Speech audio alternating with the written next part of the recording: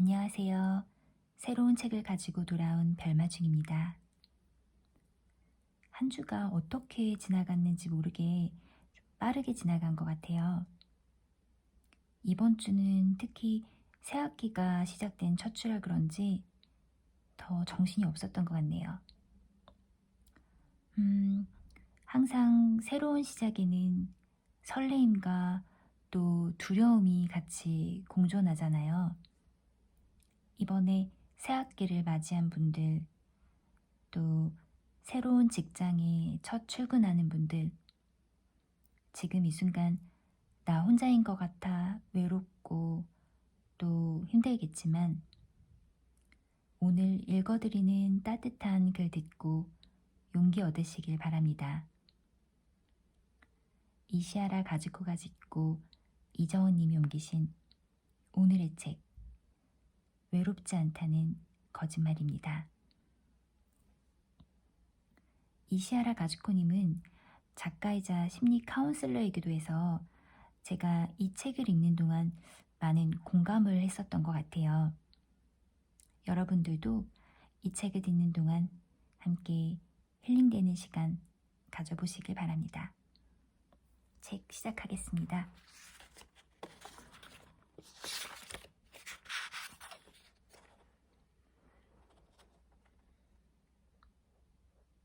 누구나 살면서 외로움에 빠질 때가 있습니다. 당신은 이 넓은 세상에 혼자 낙오되었다는 고통 때문에 가슴앓이를 하며 눈물 지은 적이 있습니까? 말하자면 다음과 같은 감정입니다.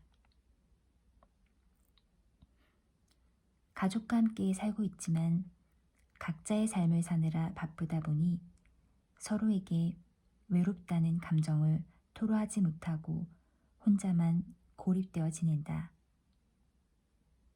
아무리 가족이나 친지에게 호소해도 누구 하나 내 기분을 받아주지 않고 이해해 주지도 않는다. 마음이 통하는 사람과 오랫동안 대화를 나누고 싶어도 그럴 때마다 이야기가 어긋나서 오히려 바닥 끝까지 공허해지고 만다. 친구라고 부를 만한 사람이 없다. 마음을 털어놓을 만한 사람을 원하지만 만나기가 어렵다. 나를 알아주는 사람이 별로 없다. 어디에서 누구와 함께 있든 혼자라는 생각에 가슴에 구멍이 뻥 뚫린 듯하다. 살아갈 의미가 없다고 할 정도로 메마른 삶이 이어지고 있다. 어떻게 하면 텅 빈 마음을 채울 수 있을지 모르겠다.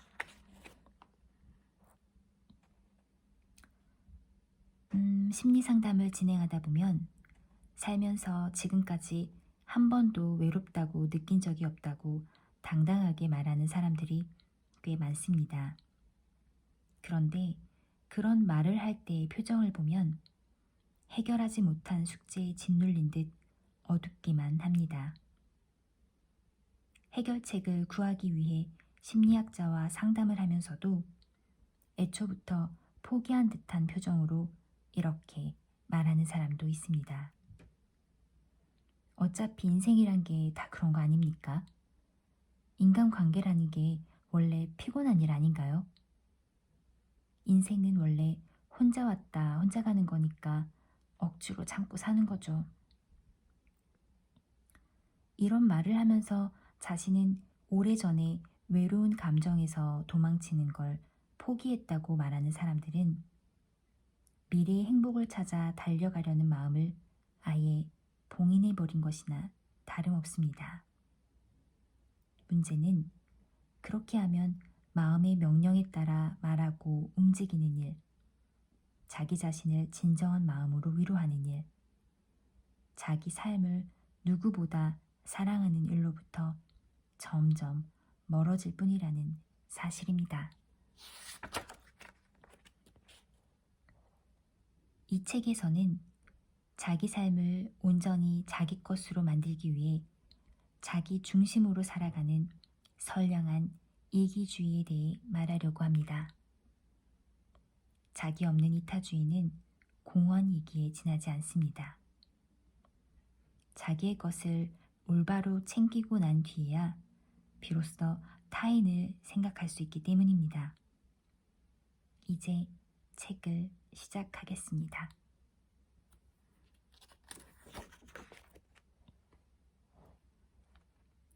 챕터 1. 다른 사람과 함께 지내는 게 힘들다. 나이가 들면서 혼자 있는 게 너무 외롭다. 그래서 억지로 다른 사람들과 어울려보지만 생각보다 귀찮고 때로는 말도 안 되는 일에 휘말리게 되어 더 힘들다. 이렇게 말하는 사람이 많습니다. 그들은 또 이렇게 말하기도 합니다. 다른 사람들과 같이 있으면 이런저런 신경을 써야 하니 너무 피곤해요. 세상엔 자기만 아는 이기주의자들이 너무 많아요. 그런데 이렇게 불평하면서도 혼자 있는 건 또 견디지를 못해서 입만 열면 이렇게 한탄합니다. 다른 사람들과 함께 있으면 너무 답답한데 혼자 있으면 너무 외로워서 더 견딜 수가 없어요. 이렇게 말하는 사람들 중에는 직장에서 동료들과 자주 반목하는 등 날카롭게 지내다가 심신이 말할 수 없이 피폐해져서 귀가하는 경우가 많습니다. 하지만 그래도 문제는 계속됩니다. 적어도 가정이 그에게 안전지대가 되면 좋겠지만 가족끼리도 남보다 못한 소원한 관계를 이어가기 때문에 집에 와서도 신경이 곤두서기는 마찬가지입니다. 가정이 외로움에 저항할 최후의 보루가 되어야 하는데 허구한 날 갈등하고 대립한다면 문제가 몹시 심각합니다.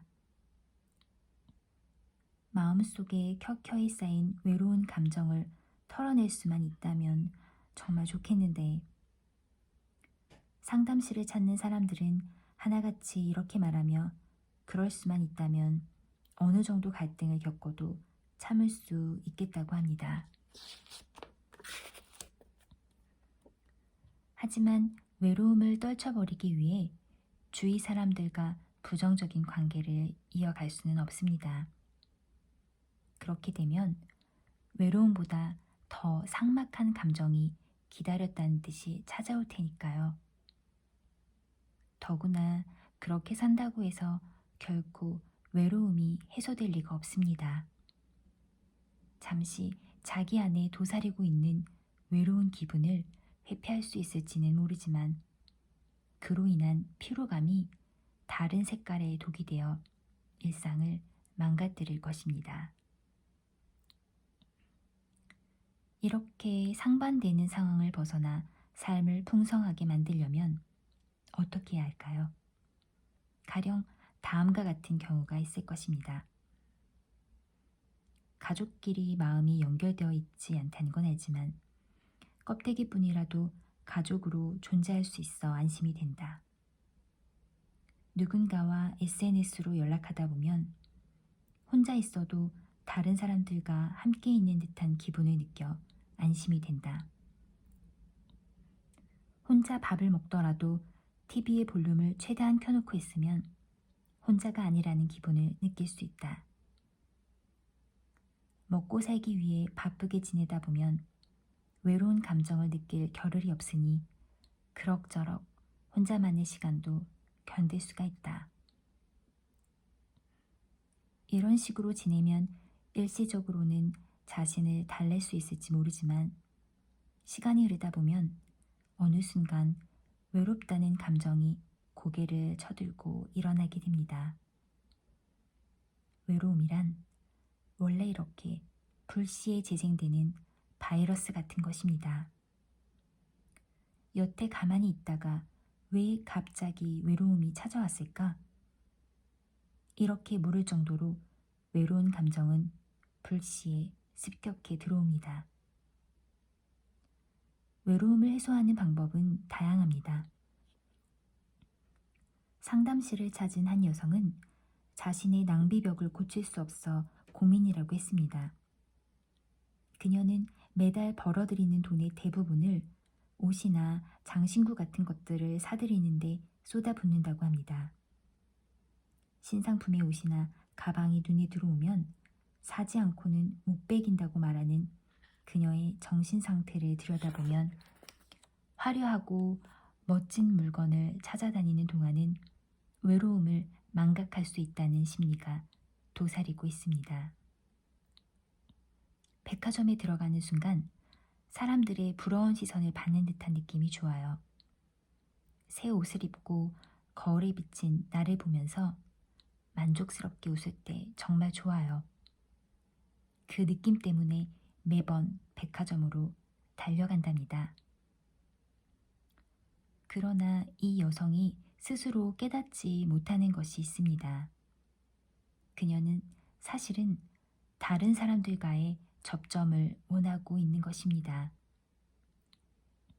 고객 입장에서 판매 직원과 대화를 나누다 보면 우위에 서는 상황이 되니 존중받는 상황이 연출되고 상처받을 일도 없습니다. 그렇기 때문에 상품을 고를 때의 눈은 매섭도록 까다로워집니다.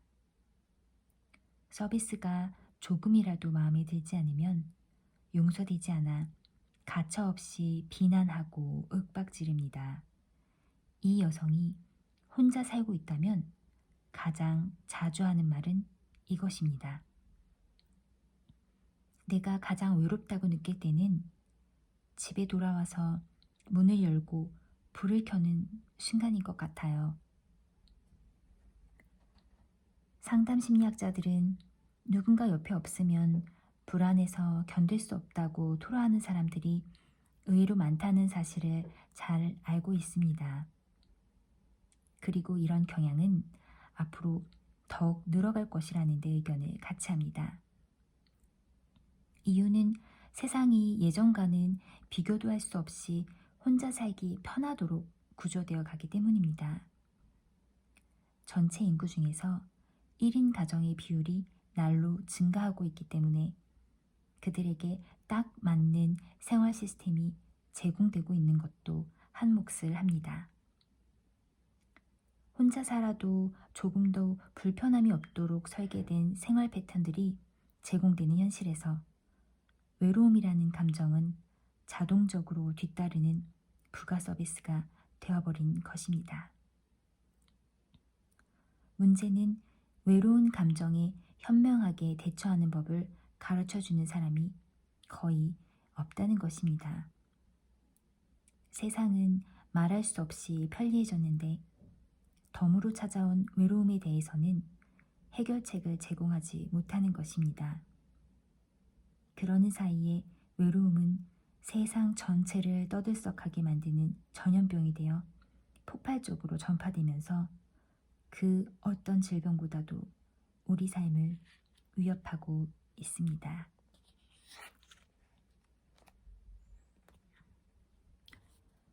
인간관계는 다른 사람들과 긍정적인 교류를 하면서 서로 친밀하게 어울리는 것이 가장 이상적입니다.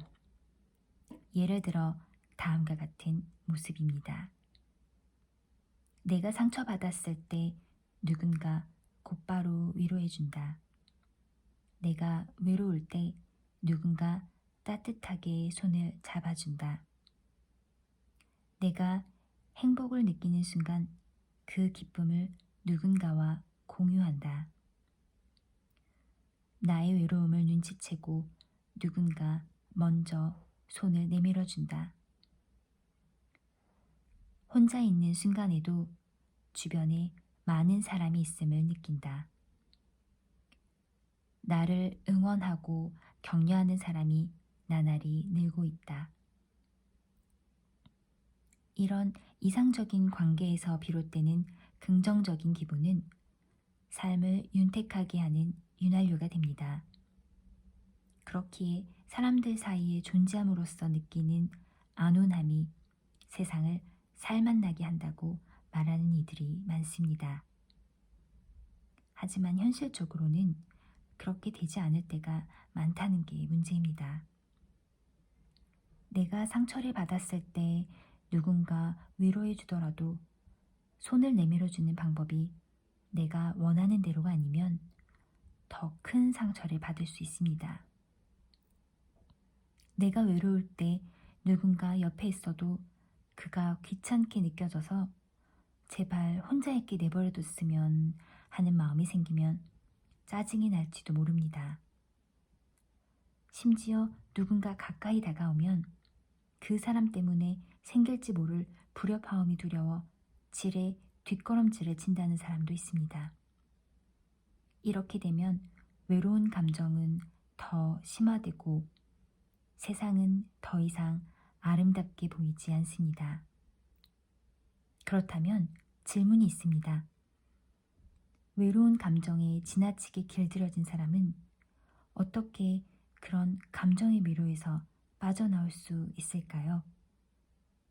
누군가는 고독은 질병과 같은 것이라고 했는데 그것을 치료할 비법은 무엇일까요? 앞으로 이러한 물음의 답을 찾는 여정을 독자 여러분에게 보여줄 것입니다. 함께 가실까요?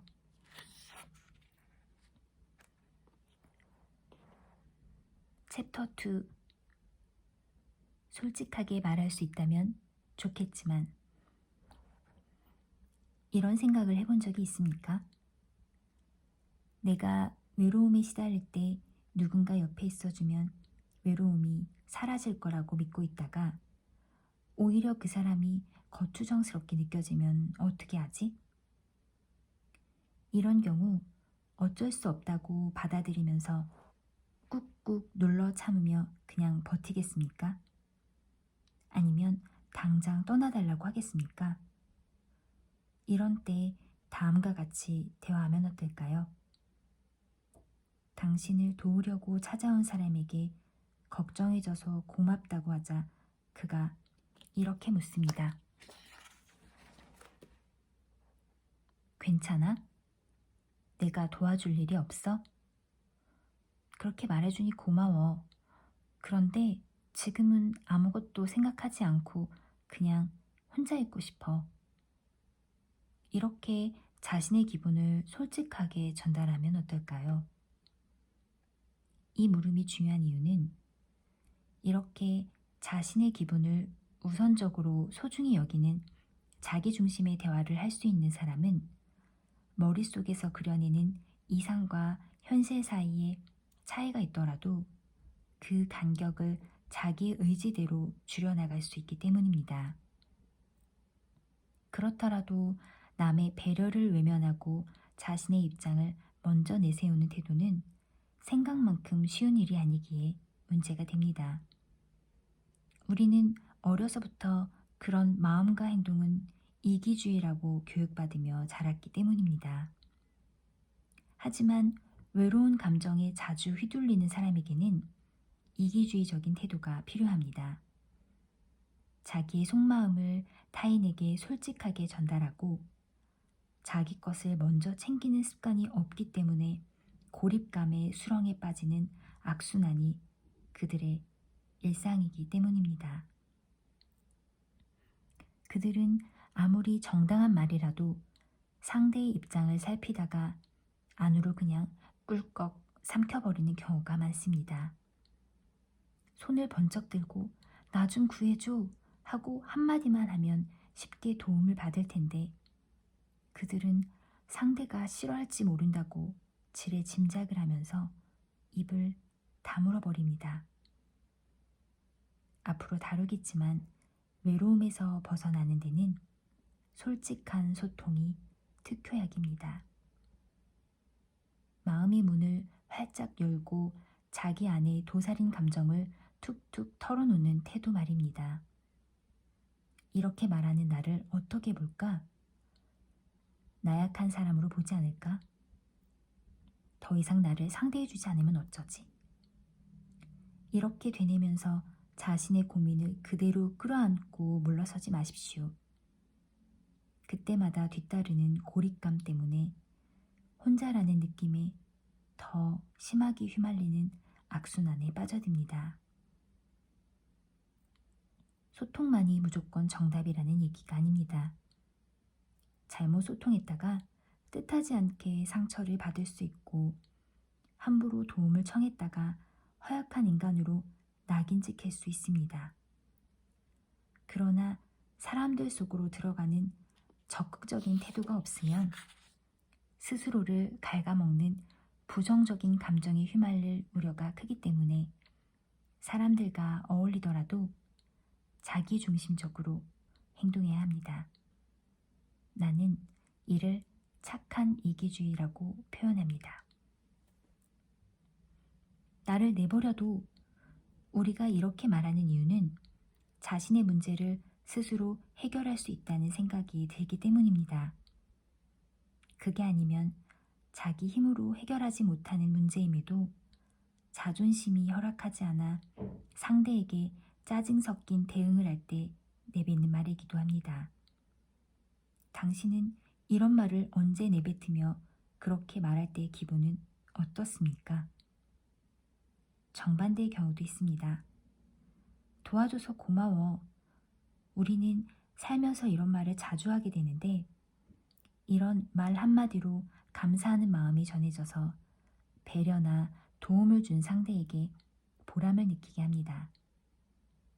그러나 사람에 따라서는 당연하게 이런 말을 해야 할 때조차 제대로 입을 열지 못하거나 심지어 하고 싶지 않다고 머리를 흔드는 경우도 있습니다.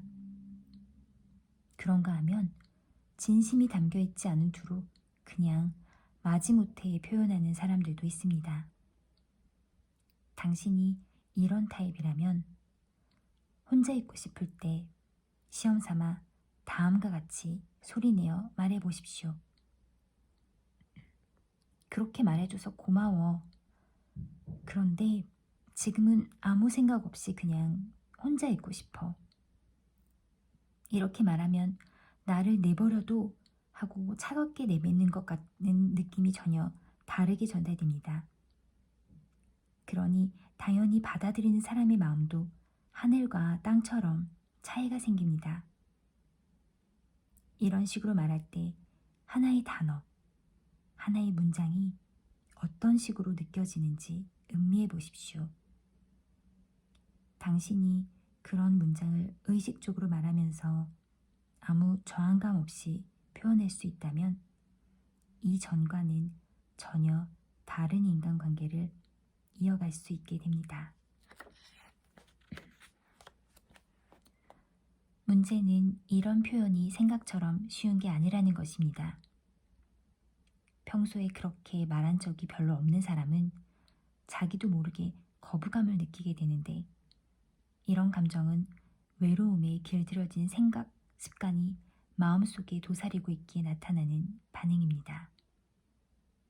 외로움이라는 감정이 마음속 깊이 뿌리내리고 있으면 다른 사람들과 어울리기를 원하면서도 인간관계로 위로받을 수 있다고 믿지 않고 혼자만의 세계에 빠져드는 악순환이 반복됩니다. 어떤 사람은 이렇게 말합니다. 다른 사람과 함께 있어도 아무것도 아닌 일에도 마음의 상처를 받아 부정적인 기분이 커지는 상황이 자꾸 생깁니다. 그가 인간관계에서 자꾸 이런 기분에 빠져드는 이유는 다른 사람들과 마음이 통하는 대화를 이어갈 수 없기 때문에 만족감이라는 긍정적인 기분을 느끼지 못하는 것입니다. 만약 당신이 다른 사람들과 어울려도 고립감을 위로받지 못한다면 마음이 통하는 대화를 나눈 경험이 부족하거나 긍정적으로 느끼는 감각을 기르지 못했기 때문일지 모릅니다. 나는 한 사람의 심리학자로서 이렇게 말하고 싶습니다. 아무리 다른 사람과의 교류를 통해 외로움을 털어내기를 원한다 해도 그것을 실현시킬 방법이나 기술을 알지 못하면 상황은 나아지지 않을 것이다. 쉽게 말해서 당신이 외로운 감정에서 벗어나기 위해서는 탈출의 기술을 배워야 한다는 것입니다. 다음 장에서 이 문제에 관해 심도 있게 논의해 보겠습니다. 오늘은 여기까지입니다.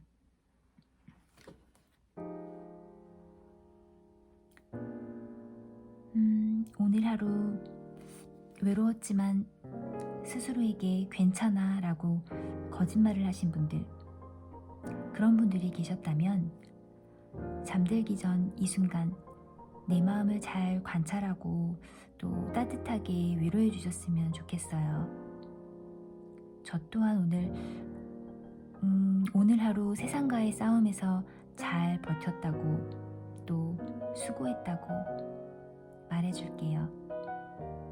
별마중이 응원합니다. 좋은 밤 되세요.